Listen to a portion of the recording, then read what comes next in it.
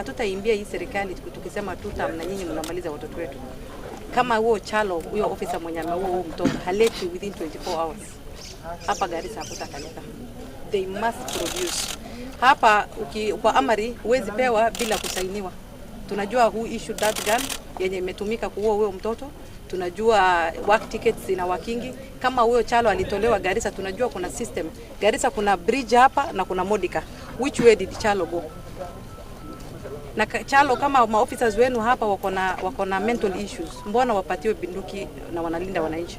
Kwa hivyo tunasema hii incident ya kwanza, kuna kijana amekufa tu within this year, ni mtoto wa 3 ameuliwa hapa. Mimi kama mama na niko na watoto rika ya mtoto ameuliwa sasa, sitakubali hiyo kitu ifanyike.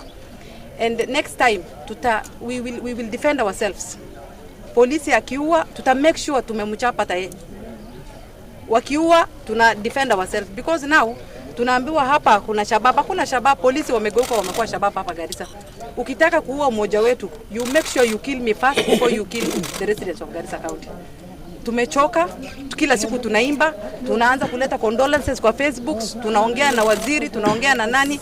Kama hii serikali itakuwa ya kuua vijana hapa Garissa, tunatoka hiyo serikali, hatuko tena. Tunapata ile serikali nyingine yenye itakuwa inalinda watu wetu. Msitufanye tuende kuimba hata sisi tufate opposition. Because we've been here, tunaambia fanyeni hivi, hamtaki kufanya. Sasa kama hakuna development, kama watoto wanauliwa, mnataka watu waishi hapa aje hapa? Na watu wa Mandera na nini? Si juzi tu tulisema borders zitafunguliwa. Kuna hatia gani hata kuleta sukari? Na kukiletwa sukari ni kama sukari ni mbaya. Must you kill an innocent child? Lazima mtoto auliwe? Hiyo ndio mimi nauliza, ile swali niko nayo. Kwa nini asishikwe? Hii pingu nimeshikilia, siku na mtoto alikuwa amefungwa. Mbona unaua mtu ako kwa pingu, helpless child mwenye anakuangalia, unashoot at close range? Hiyo tutakataa. From now on 24 hours kama huyo Chalo hatafika na serikali haitaleta huyo mtu, Garissa hakutakalika. We will demonstrate and Garissa is becoming a crime scene na hatutakubali. Hii station afadhali ifungwe, wafunge, we will govern ourselves. Nothing else. Kama mtu ataua mtu, haki ya kuua, an eye for an eye will work in this county.